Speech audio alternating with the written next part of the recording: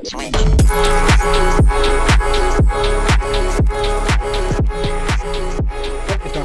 welcome back to the Director of Football Journeyman with me, FoggyPlays on FM21. This is our end of season review, and then in the second half of this episode, we're going to be looking at any and all transfers that are done before the first game of the league season. And we have, in fact, made it into the Europa League group stages after winning the Euro Cup 2 in the last episode. If you missed it, I spoiled it already. We beat Sevilla. If you want to go back and watch it, do. Why not? It'll be a fantastic time for everyone.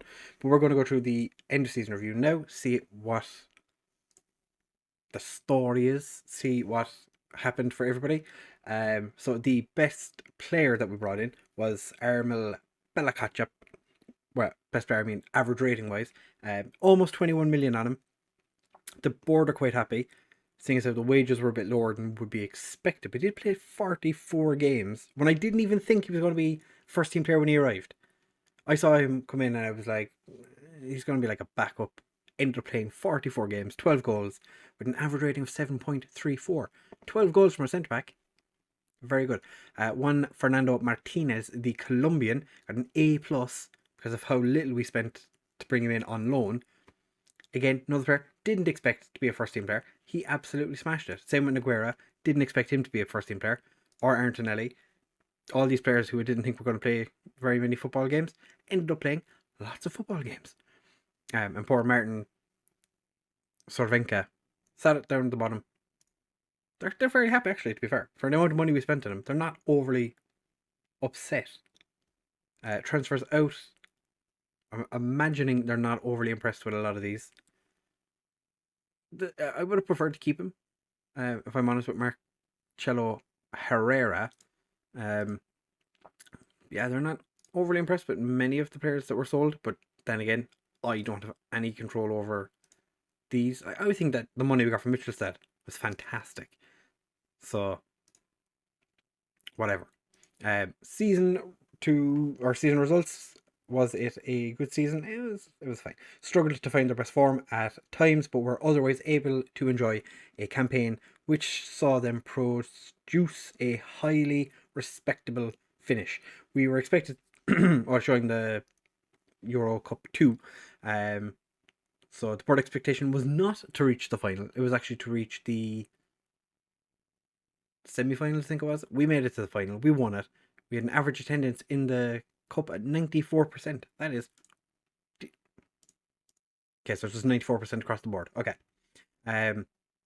We were expected to finish or qualify for the Euro Cup 2 through the league. We got 7th place, which means we actually failed.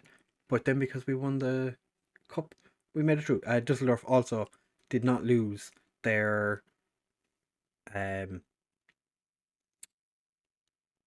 playoff game. So they are staying in the league for next season.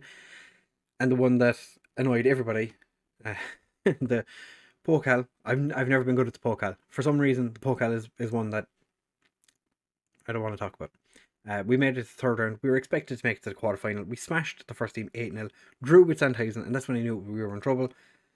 And then ended up getting absolutely demolished by eventual winners, Firth. So it's not terrible. Moments to remember: an 8-0 win in the Pokal. It's disappointing when it's the biggest win. Match to remember was our 2-1 win against Bayern Munich when Martinez scored an own goal in one of his first appearances. And the goal of the season came against Sandhausen in the 104th minute from Amiri, who I think might be leaving this season. Possibly. Our reputation has not changed whatsoever. Our sponsorship is actually down 2 million from last year, but our broadcast revenue has gone up by more than double. Pretty much double. The corporate and hospitality has gone up just a smidge. Competition prize money has gone up a smidge. And same day with match day commercial revenue. We sold 5.7 or 5.07 million in merchandise, 23,000 shirts. Buendia was the one that sold the most shirts. Palacios, Amiri, Bracalo, and Kulikov, who's no longer a teenager now, selling as the other top 5. The lineup for the season, the formation, I understand. Saying custom gegenpress. We played a vertical tiki-taka. Was it a vertical tiki-taka? Or was it just a standard tiki-taka? I don't remember. We played relatively well.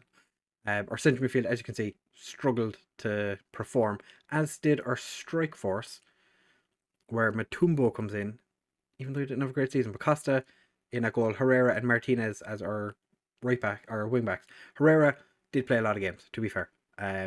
It's showing his Benfica time there, but he was our main right back, with an average of like 7.11 or something. Balakachuk and Tipsoba, to be fair, ever present at centre back. Kulikov and Palacios in central midfield. Illing, Amiri, and Bracalo behind Matumbo. Across the board, fair enough. The awards are quite important. The fans player of the season, Bella Kotchap, like I said, had to be him. He was fantastic this year. Again, didn't expect him to be a first team player. Ended up being probably the guy who played the most games. Young player of the season was Illing, who, like, when I arrived at the squad, I didn't think he was going to be that good. West Ham had a loan deal in place for him.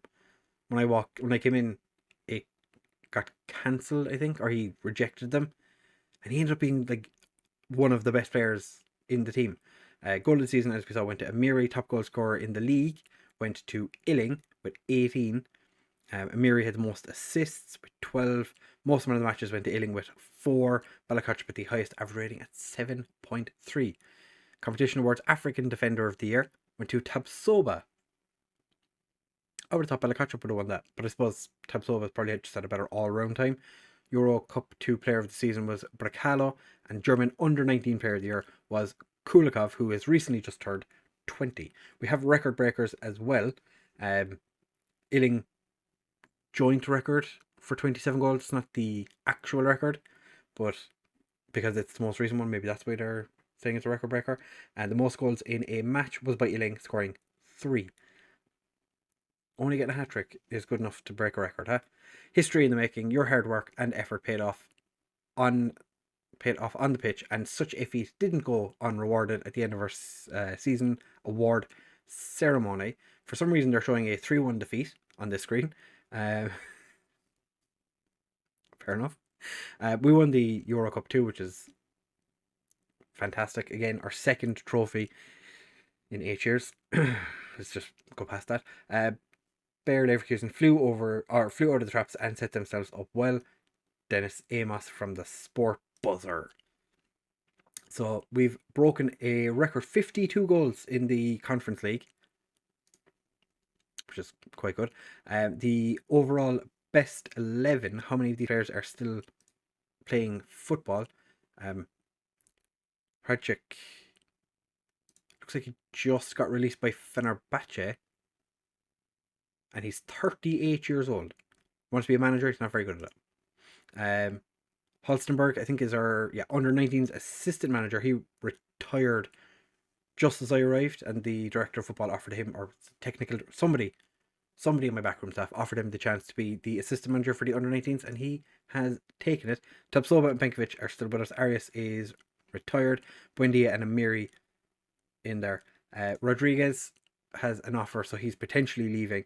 Gonzalez is already gone. Schick is playing for Nantes, but it's not had the greatest time. And Bracalo is out on the wing. Bracalo probably going to be leaving this summer. If an offer comes in from, I would imagine he's going to want to leave. Rodriguez and Gonzalez both leaving or have already left.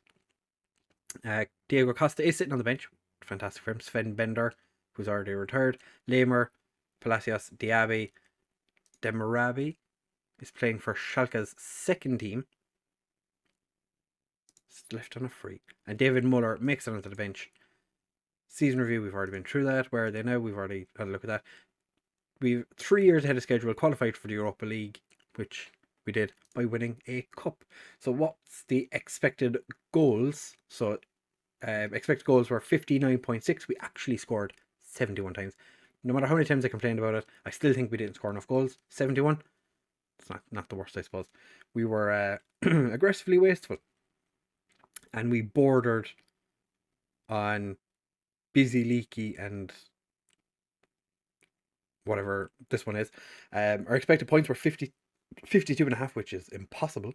But we managed a total of 57. Still disappointed with that. The expected position was 8th and we finished 7th. Was there a surprise? Not expected goals, expected points. Leipzig should have finished 2nd, ended 5th. We should have finished 8th. And Union Berlin and Augsburg should have swapped positions, but they would have still both got relegated. For next season, they're expecting us, the club culture wants us to sign players based in Germany, play entertaining football, and sign German players. I have nothing to do with it, but it's good to know. Work within the wage budget, which we generally do anyway. Minimum 3-year contracts for first team players. Again, nothing I can do about any of this. Qualify for the Euro Cup 2 again. They want us to reach the quarterfinals of the Europa League. Okay. And they want us to work towards qualifying for the Champions League in 2 seasons. I'll accept it, but what do they want to do? They don't care about the Pokal this year. Okay. I think I've shown to them that I don't really care about the Pokal myself. So, so we are going to have a quick chat with the lads. We're going to say we want to qualify for the Euro Cup. That's right, we can qualify for it. Oh, of course we can. That's exactly the direction I was looking for. The latter stages of the Europa League. Thanks to Achievable, thanks to Tabsoba. You are fantastic. Sensible targets. Yeah, perfect. The lads don't care about promises, so we're going to send them off with no promises currently. Don't see the point in really setting promises anyway. The team report, we're just going to skip over that because a lot of the time it's completely wrong anyway. Who missed? Buendia missed 34% of the season. Muller had 5 injuries with Illing and Boulter. Benfica has interest in him from Watford and Roma. Interesting. So let's be back the day after my birthday on the 3rd of July. Where are we going on our holidays? For the Holly Bowls, we are going to go to... I thought that said Australia. Yeah, we're going to Japan. We're off to Nagasaki, Ken, for our summer holidays. We're only going over for 10 days. Does not seem like a sensible idea, but we'll okay. Bricalo wins the Euro Cup 2 Player of the Season. Amiri gets runner-up in that. It's going to give him a quick little congratulations. Hopefully somebody's going to come in for him now that he's done that. Guerra had 13 goals in 14 games in the Euro Cup. And an Icelandic winger scored quite a number of goals. 13 in 17 games. Oh my goodness. He had a great season, wouldn't you say? The Euro Cup 2 squad of the season, we had Belakachuk and Benkovic as the centre backs, Amiri as the left winger, and Matumbo gets in there as the striker. Guerra can play in centre. Okay, they're putting him in centre midfield because he can probably, just about do it. But it's interesting that Sevilla have 5 players in there. We only have 4, but we won it. And Guerra, not a bit impressed with life as it stands right now. As it is, we have some players coming in. We've Hildenbrand and Fraser Sharp, and Jimishvili and Thilman are both leaving.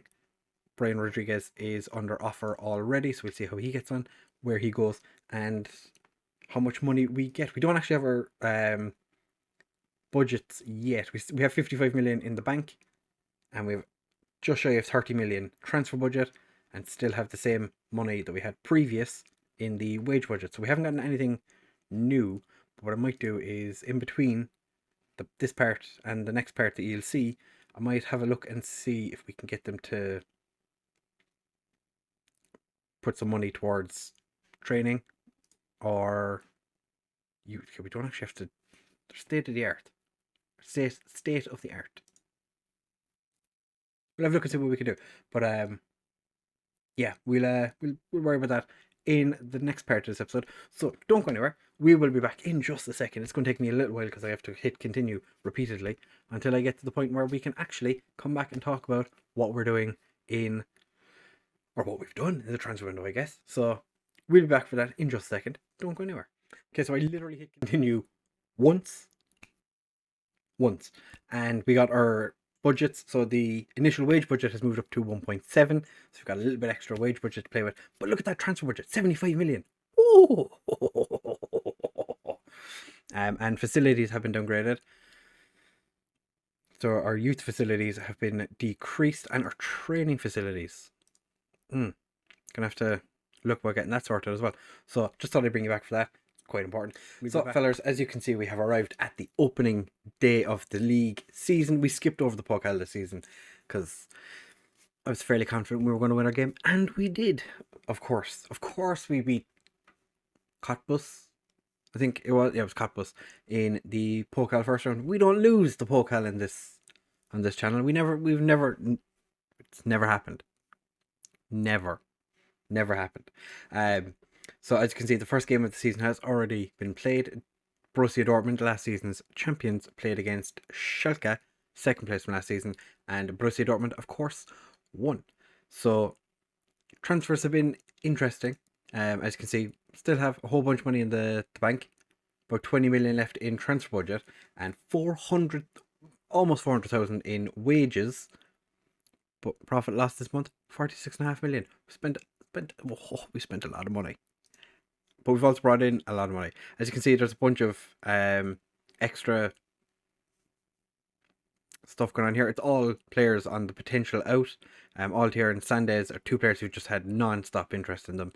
Thomas Bayer, it looks like he's off to Augsburg. It's disappointing because it looks like he's got some bit of potential. But he's probably gone leaving. We got a B team,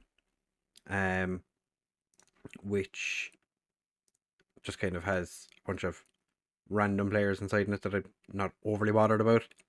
Not many of these players, like Ulrich, is in the first team, but I've made him available for the second team. Zumanikov, I thought he was actually after leaving. Turns out he hasn't. Wirtz, because I'm just sick of looking at him. He's got another. Raphael Hubner is one player that I forgot that he was there. Interesting.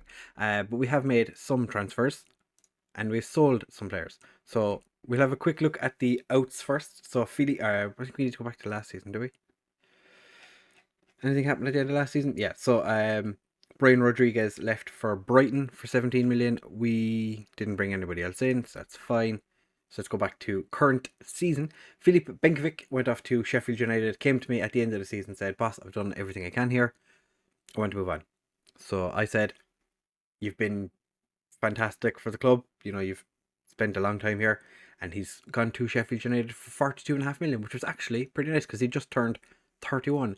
I think around the same time as he left. I think he left in June. Yeah, so he was 30 when he left. 31 now. Francis was our second/third choice goalkeeper for the majority of last season. He's gone to Freiburg. Jan Thielmann's gone to Wolfsburg for 31 million. I feel like we've gotten the best out of this deal, which I'm quite happy. He wasn't a great striker to begin with. Jamil Chevy has gone as well. Noah Simon. Askarov wanted first team football. I said, "No, you're not good enough." And he left. Bracalo finally got his move. Went to Porto for 32.5 million. Going to be disappointed to see him leave. But he was very good in the Europa Conference League. Not so good in the league. So we're going to see how he gets on with Porto. Played exactly 100 games for us before he waddled out the door. Disappointed with that. More disappointed in the fact that Brett Feiler went for 15 million to Hoffenheim. He had a release clause of 4.8 million, but I think it was just for Champions League clubs. So Hoffenheim paid 15 million for him. So he went to Hoffenheim, which not great. Dennis Brinkman is a centre back he's a centre back / defensive midfielder who I had high hopes for this season. I was going to give him opportunities in the first team. He was sent out on loan, which is very disappointing for me because we don't have many centre backs. You can probably see for the fact that Pinkovic is gone, and I think we only had Did we have 4 centre backs last year? Yeah, we had 4 centre backs last year. We sold one, and we didn't bring one in yet. So Tristan Mayer, another one that I'm disappointed left. He was a 4-star potential striker. We sold him for 1.5 million. Disappointed, but you know, what can you do, I suppose. Then Selic, our 5-star potential right back, has gone out on loan to Carluche. Jorano has gone to Holstein Kiel, a player that was out on loan last year, and transfer listed him because he's not great. Rene True was a player I did actually think was going to be quite good. Then I looked at his attributes compared to the other central midfielders we had in the team. Sold him to Strasbourg for 2.9 million. Peter Hoffman gone out on loan. Boulter has gone out on loan as well. And as you can see, not much has happened on the outs since the 21st. Well, nothing's happened since the 21st of July. But our starting goalkeeper, Diogo Costa, has gone to, of course, Wolves. Where else would a Portuguese man go? Apart from Wolves. So he left for 35 million. So kind of sitting there going, what else did you do? Well, we brought in Fraser Sharp and Hildebrand, as you are aware. Nogueira got offered to us by Flamengo after his loan, which, to be fair, he was pretty good. And yeah, the director of football was like, yeah, gobble, I'll have him. Paid 14 million for quite a lot of money. You might recognise the next person, Glenn Coops, the player we brought through at PSV, was unhappy at the club. We gave him, he played 73 games for us when we were in PSV. He really was our number one left back, without a doubt. Didn't play many games last year, and he wanted to leave. So he wanted to leave when we were there, but he really wanted to leave, and we really wanted to pay 37.5 million for him. Broke our transfer record for a left back, or just for a player in general, but it was a left back, and I was like, "Are you serious?" Mamin Sanyang is a right winger who is 37 million we paid up front, potentially going to 55 million. He's an inside forward who scored no goals last season. He scored 22 goals in his entire career, and he's just 4 in the last 3 years. That's chef's kiss. This guy is a fantastic player. Yeah, 37 million, potentially 55. Didn't quite break our transfer record because the initial fee was 37, but if all the fees go through, 55 million. It's a lot of money. Tobias Mora came in, and when I saw that he was a defender, I was like, oh, we're finally getting a centre back. No, this guy is very much a right back. 5'10". I probably could play him there, but I don't think it's a very good idea. Because, although to be fair, he's not the worst. He'd be a good cover player. He came from Wolfsburg for 22 million, potentially rising to 32. We paid so much money for these players. Came from Racing Club, Atletico Madrid, Wolfsburg, and now at Bayer Leverkusen. We've had a time. And then the guy that broke our out and out transfer record, just the upfront payment, Kian Overton, who is a player who does not know what he wants to be, and I'm so disappointed the director of football paid 45 million for him. He's a good pressing forward, but his finishing is terrible. So I'm looking at him more as kind of maybe a Mazzella, because that seems to be kind of what suits him better. Could potentially do box to box and just kind of hope that he doesn't try and score we're doing a training of complete forward just to kind of fill everything else out. But as you can see as well, it says he's 3-star here, 3.5-star up here. But if I scroll, it changes the stars for everything. So I don't know what's going on. But yeah, he's seen as a midfielder. Everyone thinks he's a striker at the club, and they think he's the best striker at the club, which scares me. Which scares me so very much. And like I said, in the Pokal, we beat Cottbus 4-1. Tapsoba scored a penalty, because that's what Katsoba does. Or Tapsoba, not Tapsoba scores a penalty. Kulikov scored an absolute screamer.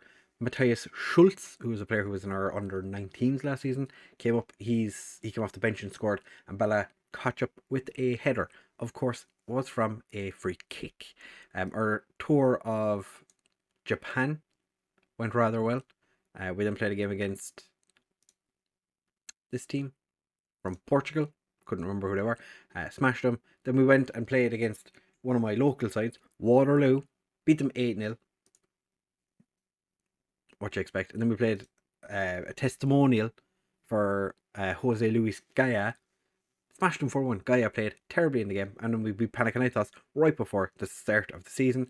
And you might also notice up here, we got the Spain job. we were offered Italy, Holland, Portugal, Spain, and I took the Spanish one purely because I think it's the one that's going to work out best for us in the long run.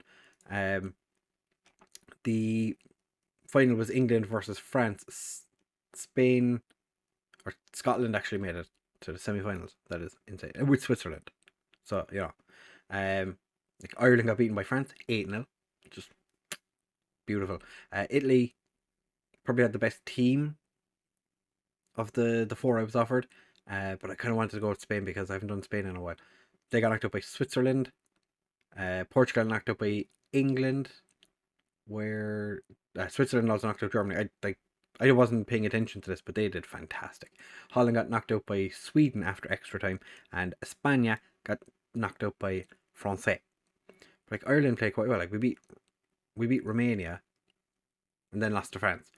But where did we finish in our group? So we played Spain, Holland, Ireland, Greece, and Ireland made it through. That is good news. That is good news. There was some surprising teams like Czech Republic made it through in their group, and Belgium finishing third in their group behind Ukraine. Ukraine topped their group. It's insanity. Like how do, of all the countries in this tournament, I would have looked at Ukraine and gone, based on the group, yeah, maybe get third. Definitely not going to win it. But we do have our international league thing, that whatever it's called. We have Portugal, Poland, and Austria. So I believe that we could smash it in this league. I think we've got the quality. Maybe not, but we have the spirit. We have the spirit to do it. We have plenty of stuff going on here. But we did have the Olympics as well, and France won it, I think, because Matumbo was at that, and I was kind of paying attention to it. I wasn't really paying it that much attention, but that is everything that is important in this episode. So if you have enjoyed, do make sure to leave a like, because we're going to come back in the next episode for Fortuna Dusseldorf to see how we get on in that. We have about 2 weeks in the transfer window remaining. Hopefully we bring in some extra players, because like I said, as it is right now, these are only 2 fit centre backs in the entire squad. Finbar technically can play centre back, not great at it though, and Balakachuk and Mora both suspended, and Cervenka is one of the goalkeeper. I'm kind of humming and hawing, like maybe I start him when Havani eventually decides he's not going to be a footballer for a little while. We might pop him in, but then I'm also thinking Ulrich looks like an absolute tasty prospect. But this is how we're intending on lining up for the first episode, or the first game of the new season, which is about to kick off. Obviously going to bring it back to show you what happens before then. So if you have enjoyed this episode, please do make sure to leave a like, comment, subscribe. It does make a huge difference to the channel. Everything is going now. Spiffing Brit has told everyone to do crazy stuff recently. If you could leave comments on the video, subscribe. The faster we hit 1,000, the faster I can try and fiddle the system. Like Spiffing Brit is showing people how to do, and that would be a lot of fun. I'd really enjoy to do that. I really enjoy doing that. Again, like I said, like, comment, subscribe, share it with all of your friends, and I will see you in the next one.